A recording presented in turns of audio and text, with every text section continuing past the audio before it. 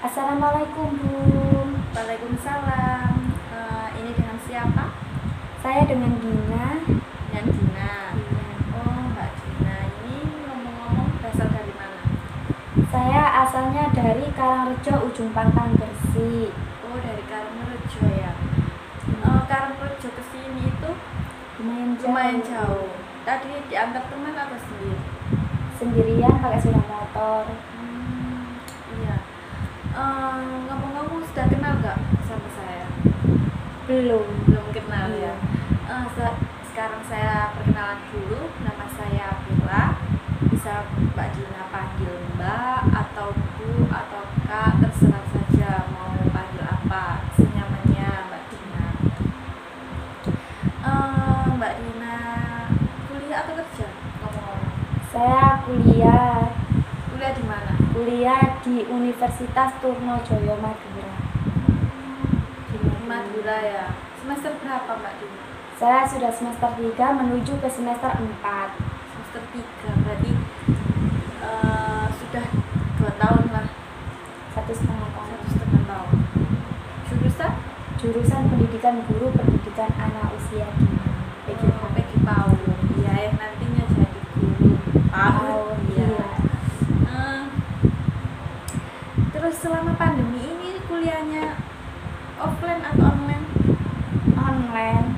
Secara daring ya? Iya, secara daring. Gimana sistemnya itu? Pakai Zoom. Pakai Zoom. Terus kalau ada Classroom. tugas Dikirim di Classroom. di Classroom. Kadang juga di Iya. Google Meet. Gini. GM.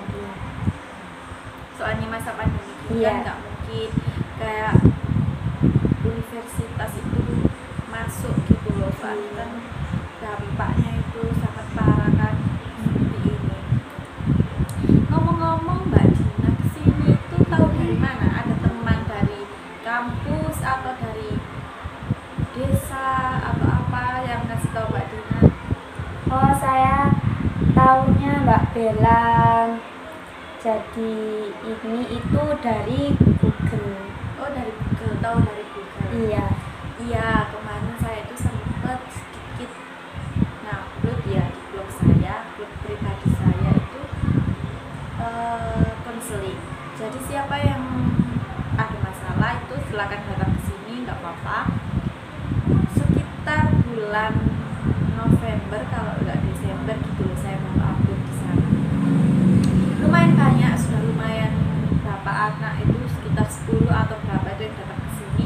Rata-rata itu SMA, mahasiswa juga ada, soalnya dia pusing, ada yang pusing skripsi soalnya pandemi kayak gini, terus pusing tugas yang lain, masalah percintaan juga ada siswi SMA gitu. Terus ada juga yang SMA kelas 3 itu bingung mau kuliah atau kerja gitu kan, jadi kuis. Lumayan banyak juga yang kesini. Ngomong-ngomong Mbak Dina kok nggak chat ke WA-nya saya? Saya sudah chat Bu Bella tapi belum dibaca. Oh, gitu. Oh iya. Nomor yang saya tempel di blog kemarin itu di nomor HP yang selanjutnya. Mungkin itu jarang saya buka soalnya kan baterainya itu cepet habis gitu loh. Malas megang HP yang satunya. Kalau mau kesini lagi bisa chat ke nomor saya yang satunya ya. Mbak Dina ini sudah pernah melakukan proses konseling sebelumnya? Belum pernah sama sekali. Belum pernah. Jadi hanya pertama ini, Iya, perdana. perdana. Nah, sekarang saya mau menjelaskan dulu apa itu konseling. Jadi konseling itu proses pemberian bantuan seseorang terhadap individu yang bermasalah. Nah, individu yang bermasalah itu yang disebut konseling yaitu Mbak Dina, dan yang memberi bantuan itu yang disebut konselor yaitu saya. Terus di dalam konseling itu terdapat banyak asas, tetapi yang kita pakai sekarang itu hanya 3 saja. Yang pertama, asas keterbukaan. Jadi asas keterbukaan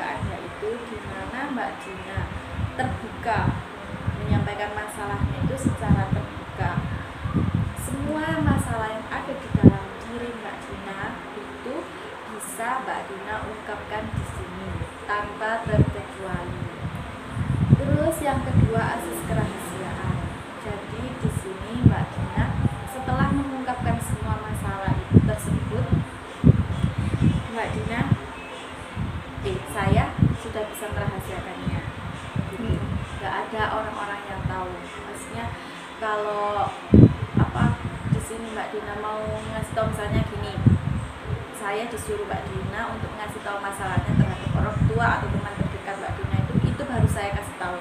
Tapi kalau Mbak Dina nggak ngizinin, jadi saya nggak ngasih tahu, tutup mulut, rahasia. Jadi rahasianya itu sangat rahasia, tidak tahu siapa-siapa. Kemudian yang ketiga itu asas kesukarelaan. Di sini Mbak Dina datang ke sini itu dengan sukarela, tanpa ada paksaan, tanpa ada apa yang nyuruh gitu loh, teman atau orang tua gitu. Sudah paham dari sini? Insya Allah sudah paham. Terus dalam konseling itu terdapat kontrak waktu, ada 20 menit, 30 menit, terserah Mbak Dina mau milih yang mana, 30 menit atau 20 menit. Saya memilih yang 20 menit saja. Yang 20 menit. Biasanya itu kalau di sini itu kebanyakan yang 20 menit saja, Bu. Soalnya kan masalah saya itu nggak terlalu rumit. Iya. Soalnya terus ada yang juga yang 30 menit saja. Soalnya saya mau cerita banyak kepada ibu gitu. Langsung, oh iya terserah kalian saja maunya yang berapa gitu. Soalnya kan kita di sini kontrak waktu juga. Terus apakah posisi duduknya sudah nyaman? Sudah dibuat Iya. nyaman dulu, soalnya proses konseling ini untuk kenyamanan kita berdua ya. Sudah, sekarang boleh Mbak Dina menceritakan apa masalah yang Mbak Dina alami sekarang saat ini. Masalah yang saya alami saat ini itu masalah percintaan. Oh iya, masalah percintaan. Soalnya anak muda zaman sekarang itu sering ya kalau masalah percintaan itu hampir semua cerita tentang masalah percintaannya. Ya, lanjut Mbak Dina. Ya, di sini kan saya sama doi saya itu punya masalah. Masalahnya itu cukup serius sih. Awal mula masalahnya itu dari diri saya sendiri. Awalnya itu karena saya chattingan sama cowok lain. Lalu saya juga pernah keluar makan sama cowok lain, tetapi saya nggak sendirian, saya ngajak teman gitu. Tapi yang cowok lain itu sendirian seperti itu. Terus Lalu dari si masalah tersebut, lalu si doi saya itu tahu kalau saya pernah chattingan sama orang lain, pernah keluar dengan orang lain, itu doi saya tahu. Lalu doi saya itu marahnya itu langsung minta udahan gitu, lalu saya nggak mau kan, karena saya masih sayang gitu ya. Langsung doi bilang, ya udah aku mau sendirian dulu, menenangkan pikiran gitu.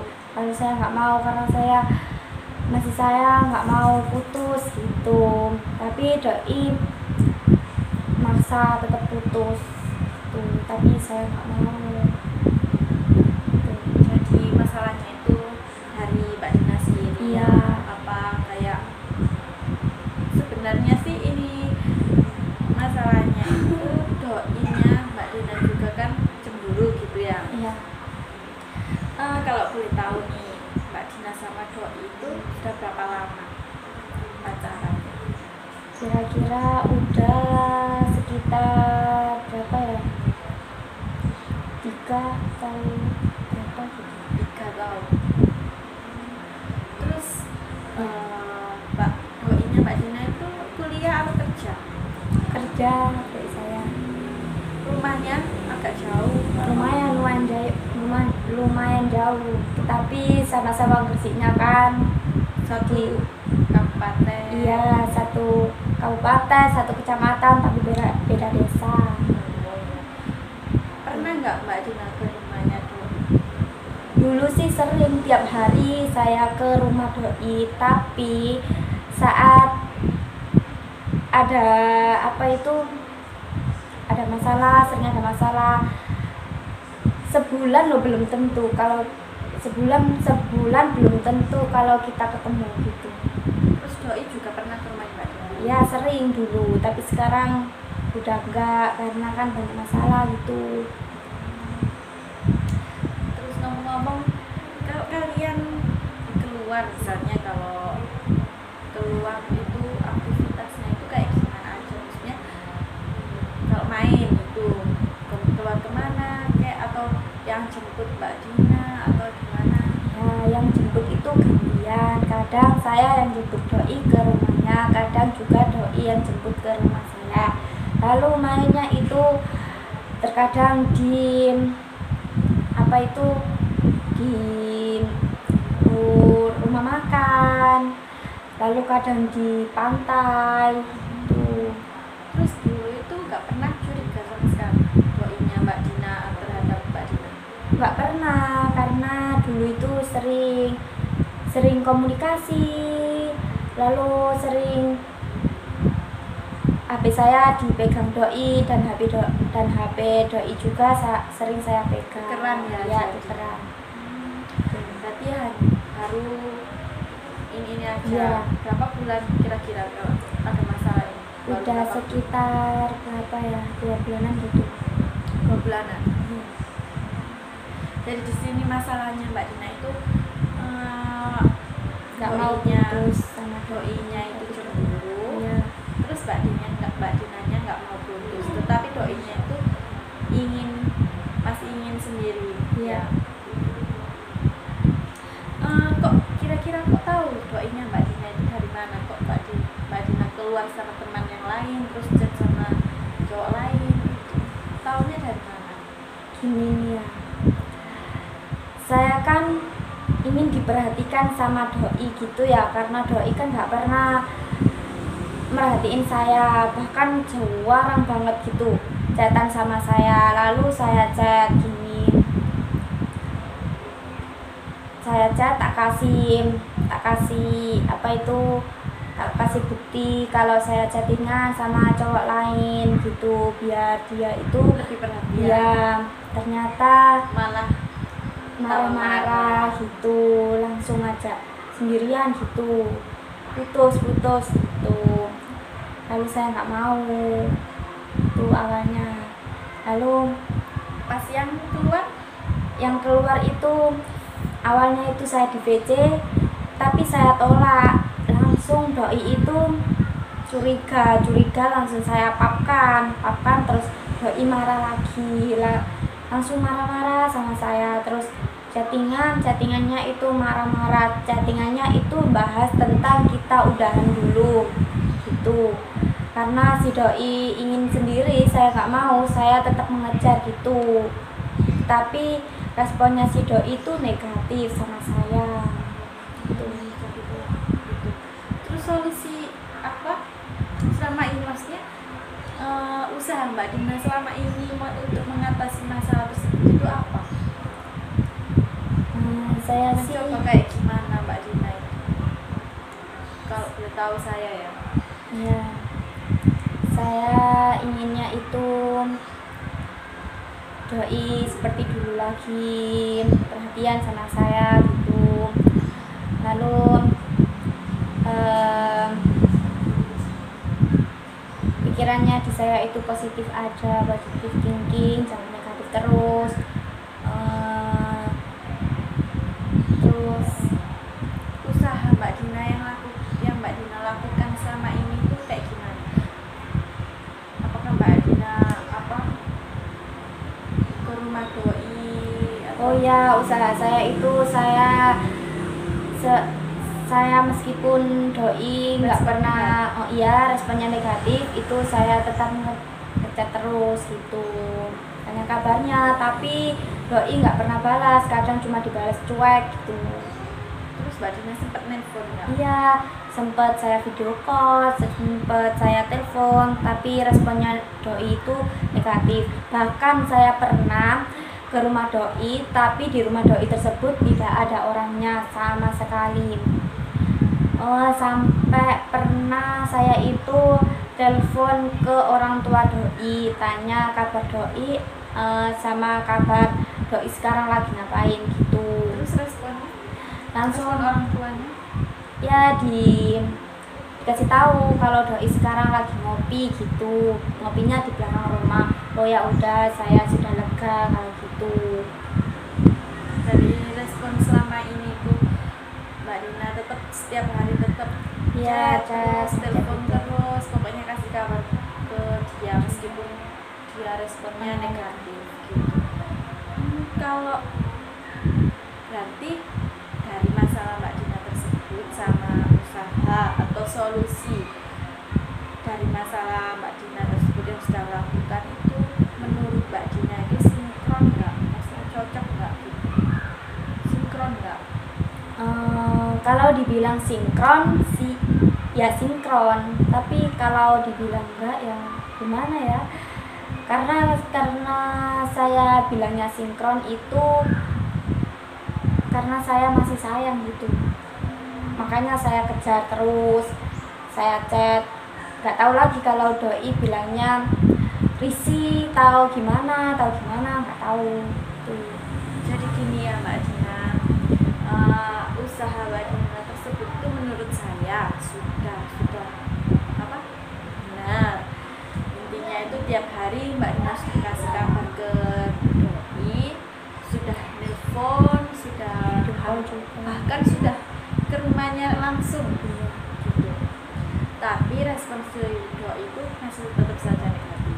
Kalau memang Mbak Dina benar masih sayang sama doi, itu Mbak Dina bisa buktikan dengan cara Mbak Dina sudah berubah gitu. Terus chat apa? Nggak usah respon laki-laki lain lagi, keluar juga nggak. Pokoknya intinya Mbak Dina itu harus merubah pola pikirnya yang doi gitu. Jadi sampai doi itu berpikiran negatif lagi kepada Mbak Dina. Seperti itu. Ya saya sih mencoba mengasih bukti positif ke doi kalau saya ini sudah berubah, tapi si doi tersebut itu nggak pernah balas chatting saya secara positif tuh.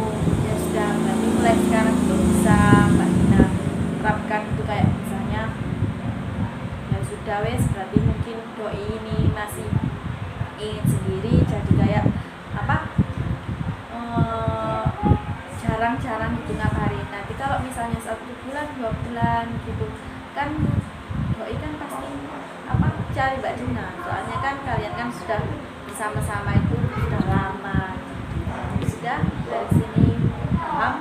Ya paham, berarti saya nunggunya itu sekitar 1 bulan atau 2 bulan gitu ya. Ya Kalau lebih dari bulan itu nggak apa-apa, saya mengikhlaskan gitu.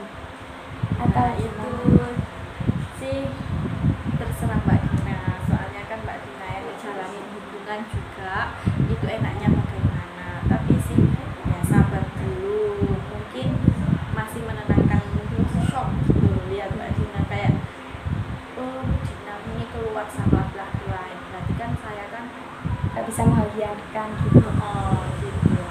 Tapi kalau Mbak Dina benar-benar sayang ya bisa bertahan, tapi kalau Mbak Dina sudah bosan ya terserah Mbak Dina mau kenapa. Soalnya sih kalau pengalaman, ada pengalaman juga kan, kebanyakan ya, ini bukan pengalaman, kebanyakan laki-laki itu kan kalau ada masalah kan butuh ketenangan sendiri gitu.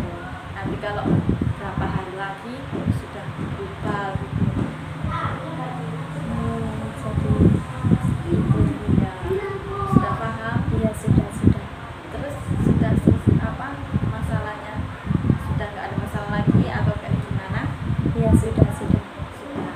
Saya Ya, lega. ya sudah. Sekarang kira-kira ini sudah 20 menit. Oh iya. Sudah bisa saya akhiri? Iya sudah. Terima kasih Mbak Dina sudah kesini, sudah menyempatkan waktu, meluangkan waktu kesini untuk cerita masalahnya Mbak Dina.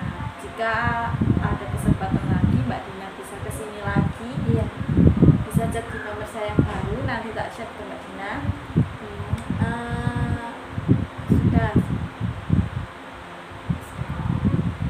Ya, saya pamit dulu ya. Terima kasih.